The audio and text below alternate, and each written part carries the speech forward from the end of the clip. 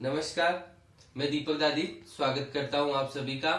आज हम कक्षा 11 विषय संस्कृत साहित्य में हमारा प्रकरण अलंकार के बारे में जानेंगे। अलंकार के बारे में जानने से पहले मैं आपको कुछ इसके बारे में बताता हूँ, अर्थ बताता हूँ। जिस प्रकार हमारे शरीर की शोभा आभूषण बढ़ाते हैं, यानी कंगन हुए और तिलक हुआ, इस प्रकार के हमें शोभा बढ़ाते हैं, आभूषण शोभा बढ़ाते हैं। उसी प्रकार जो अलंकार होते हैं वो काव्य की शोभा बढ़ाते हैं, अर्थात किसी भी श्लोक की शोभा बढ़ाते हैं अलंकार। तो आइए शुरुआत करते हैं। अलंकार, जैसा कि नाम से पता चल रहा है, अलंकार का मतलब आभूषण या शोभा बढ़ाने वाले तत्व। सबसे पहले परिभाषा की बात करेंगे। काव्यों की शोभा बढ़ाने वाले तत्वों को अलंकार कहते हैं, यानी ऐसे प्रकार जिनसे काव्यों की शोभा बढ़ती हो वो तत्व अलंकार कहलाते हैं।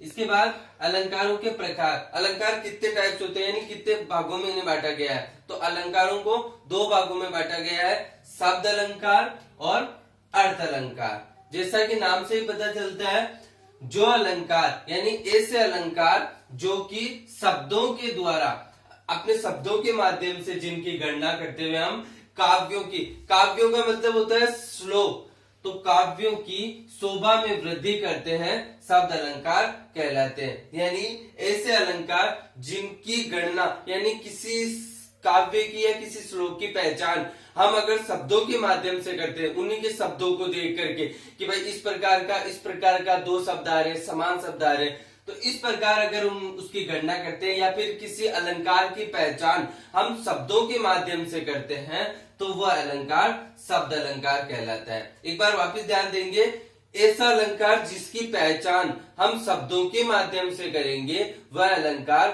शब्द अलंकार कहलाता है।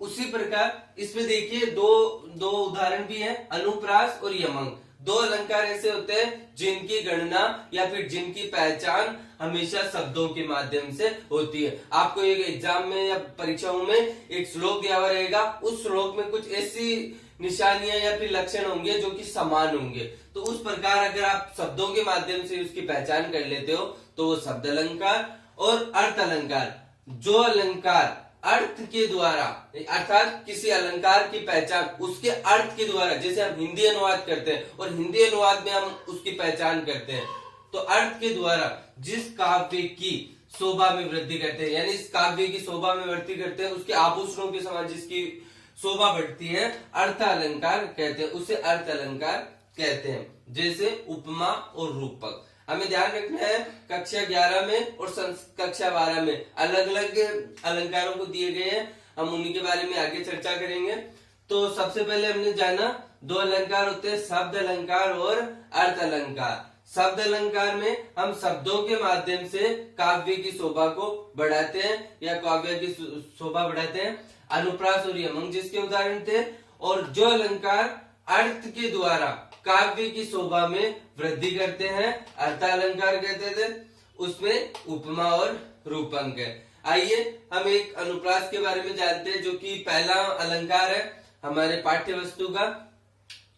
अलंकार का नाम है अनुप्रास अलंकार, जिसका लक्षण होता है वर्ण साम्यतम अनुप्रास। वर्ण साम्यम, वर्ण यानी जो शब्द होते हैं, अक्षर होते हैं, वर्ण साम्यम यानी समानता, अर्थात जहां वर्णों की समानता होती है। हमने पहले ही बताया कि जो अलंकार है यह अनुप्रास अलंकार है, शब्द अलंकार, यानी शब्दों से इसकी पहचान होगी। और क्या लक्षण है, वर्ण साम्य यानी वर्णों की समानता, ऐसा वर्ण जो समान हो जाए, जैसे पीछे अंति अंति, ए मा, इस प्रकार के कुछ भी शब्द अगर समान हो जाए और वर्णों की साम्यता हो जाए, वह अलंकार हो जाएगा अनुप्रास अलंकार।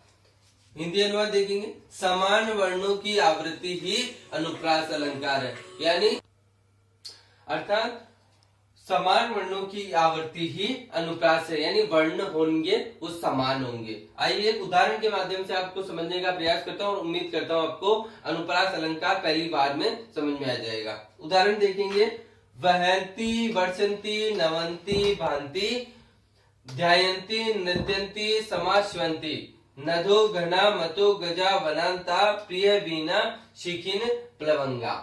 वापिस देखेंगे एक बार श्लोक को। जैसा कि मैंने आपको बताया, इसके अर्थ पे नहीं जाना है, आपको सिर्फ शब्दों के माध्यम से इसकी पहचान करनी है। हम देखेंगे कि इसमें कौन से शब्द समान आ रहे हैं। तो एक बार जूम करेंगे और देखेंगे यहाँ पे वहंती, वहंती के अंदर पीछे अंति आ रहा है, आधा न उठती नंती।